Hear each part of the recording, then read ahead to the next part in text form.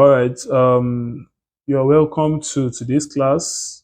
I am Tutor Ayodele, and today we'll be solving this problem on Euler's method, which is a system of ordinary differential equations. So the problem before us today, I'll be brief and direct, which says that if you use Euler's method to find y of 0.2 from the differential equation the y dx equals to xy, given that y of 0 is equals to 1, and we are being told to take h as 0.1. So what are the first things that we need to take note of while solving for Euler's method? We need to, first and foremost, as you know, that when solving mathematical equations, you must list out your parameters. So we are going to follow due process solution. So firstly, let us list out our parameters. We are given that the derivative of our equation, dy dx, is given to be xy, which is a function of x and y.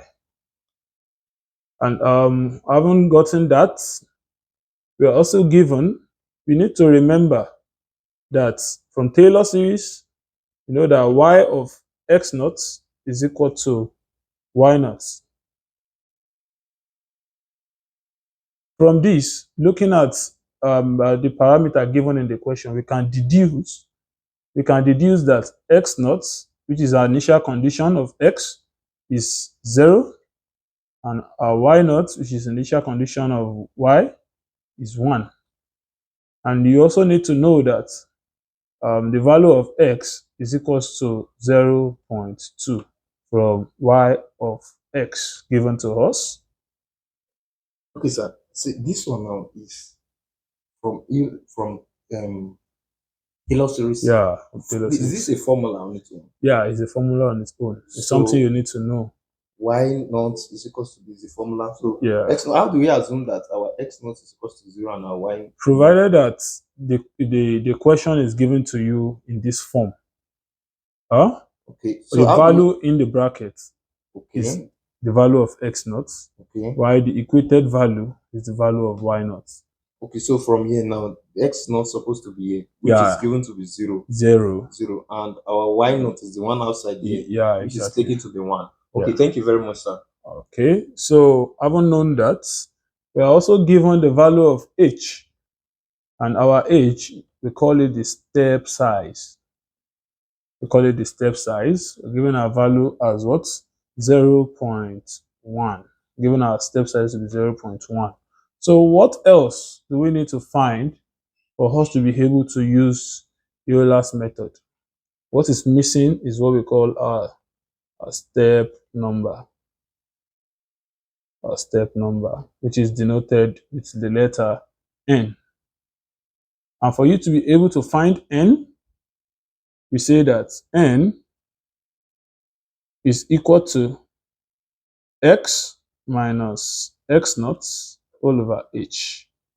Okay, this is the formula for n. This is the formula for finding n, which is the step number. So you need to take note of that. So provided in some questions, you might be given the step size, you have to find the step number. In some questions, you might be given the step number, you use it to find your step size. So you can make h the subject of the formula from here. If n is given, and if n is not given, you can use this formula to get your n. So having known that, we know that the value of x in this question is 0.2 minus x naught is 0 all over h, which is our step size, which is given as 0.1. So here we can say we have 0.2 over 0.1. So here what we're going to have. Okay, to make the thing clearly now, this 0.2 is x. So here is x. Yeah. Why here is x naught. Yeah, exactly. Okay, y of x naught. Why this one is y of x here. Yeah, exactly. So x y naught is 0. Okay, I'm getting it. All right. So if you divide 0.2 and by 0.1, you're going to have what? 2, if I'm not mistaken. So you getting your 2 is to tell you that the number of approximation required for you to do in this question is just 2. Okay. That's what we call the step number. So you're going to be doing 2 approximations. So having known that, now let us find x1. x1 is found by you saying x0 plus h. So x0 is 0, h is 0.1. Okay, so thank you. The thing is, x1 is the formula for x1. So what is x1? Why are we calculating for x1? We want to look for us to be able to do the first approximation, we have to look for x1. x1 is more of a root at which we are doing our first approximation. The first approximation, is it the same thing as first order? You can decide to say first approximation or first iteration, something like that. So now we say that x1 is equal to x0 plus h, and x0 is 0, h is 0.1. So 0 plus 0.1 will give us 0.1. Why? We said it's just 2 steps, right? We do the second one as well, x2. Okay. So you are going to say x0 plus 2h. So in this, why do we put 2h here? I was thinking it should be s1 and h. So why do you put 2h here? It's still also going to work, but it depends on how you have basic understanding on how it works. You can decide to say x1 plus h. Okay.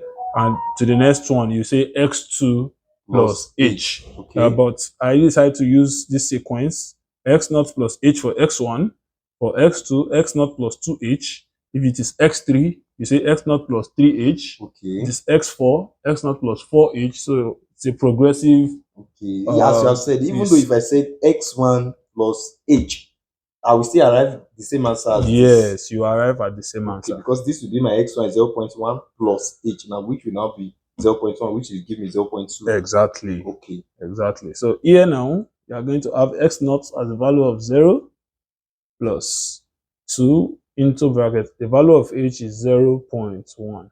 So here you are going to have 0 plus 0.2, which will give us what?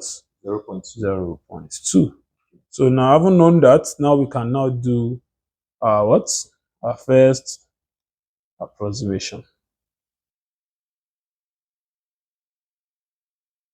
Our first approximation at x1 is equals to what?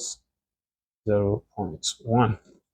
That's our first approximation at x1 equals 0.1. I told you. So your second approximation will be at what? X2 at x2 at 0.2. Okay. So having known that, we need to remember that the formula guiding Euler's method, is given by y1 is equals to y0 plus h of f of x0 y0. So this formula is for your first approximation for Euler's method. Okay. Euler's method. So after having known this, we can substitute our values into this by saying y1 is equals to what's the value of y0? Our y0 is what? 1, right? Okay. Plus what's the value of our h? Our h is what? 0.1. 0.1. Function of, don't forget we said our derivative is a function of x and y. So function of, we have from our question that dy dx is equals to what? Xy, right? Okay. So, and what is the value of x? Don't forget it's x0 now. The value of x0 is what? 0. We can say 0, 1, right? Okay. X0, y, right? Yes. So we can now say, okay, this is x0, y0. Yeah. And our x0 is 0, y0. That is 0, 1. Yeah. Okay. So we can now solve further by saying y1 is equals to 1 plus 0.1. So what's the function of 0 and 1 from this parameter given to us here? The y here is said is what? X times y, right? Yes. And the value of x and y is what? 0 and 1. That is to tell you that you have to multiply what? 0 and 1. And what? And 1. Are you getting that? Okay. Yeah. So the function of x and y is depending on the differential equation given to you. Okay. Yeah. So you need to take note of that because that's where many students make mistakes. Okay, but I understood what you're saying. The thing is, this is the formula we actually followed. Yeah. And I understood how you substitute those parameters and got to this extent, which is this rule. Now you multiply there. I understood that you pick it from here, but how does this now relate with this? How does it relate to this? The next thing that I was thinking, because it is comma that's supposed to that is supposed to maintain that comma. We haven't said from the beginning that the differential equation is a function of what? Is a function of x and y. Yes, sir. So now, having known that the differential equation is a function of x and y, and it is appearing now in the formula that y naught plus h function of x naught and y naught. Okay. So that is to tell you that it's a function of the derivative.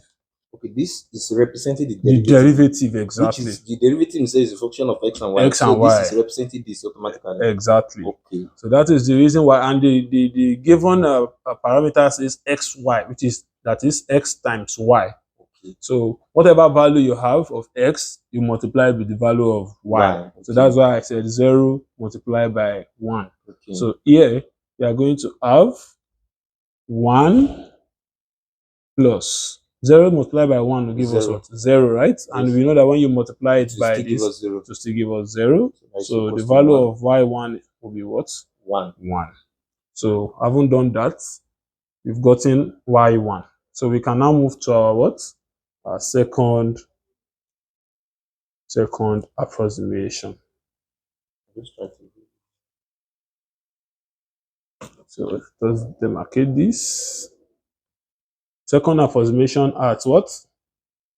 x2 to be equal to, what's the value of our x2? We have our x2 here to be what? 0.2. Okay. So now, since it is second approximation, you need to remember that our formula is going to change now. Are you saying you are going to have y2?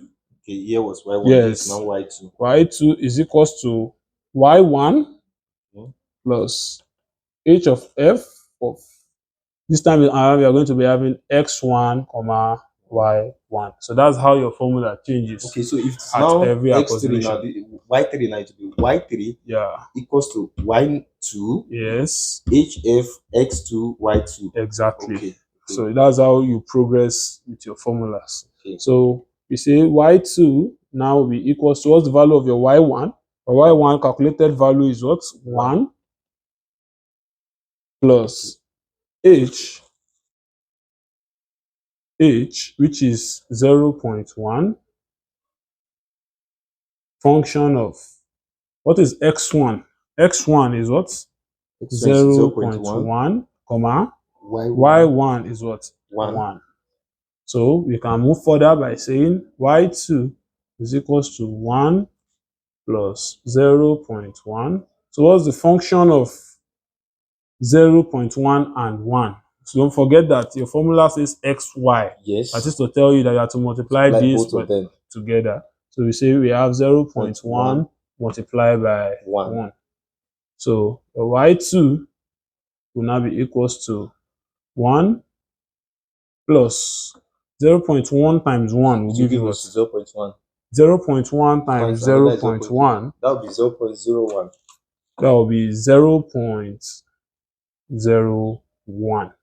So the value of y2 will now be equal to what? 1.01. Okay. So that is to tell you that thus we have been told to find y of what? 0.2. Thus at y, when x equals to the function of y when x is equal to what? 0.2 Yes. is what? Is equal to what? 1.01. 1.01. So, ladies and gentlemen, so is that the final answer? that is our final answer because we have been told to find y of 0.2 from that differential equation. So this is a very typical, a very simple example from Euler's method. So follow channel more for more examples. That's going to be very, very interesting, and we're going to learn more together. Thank you very much.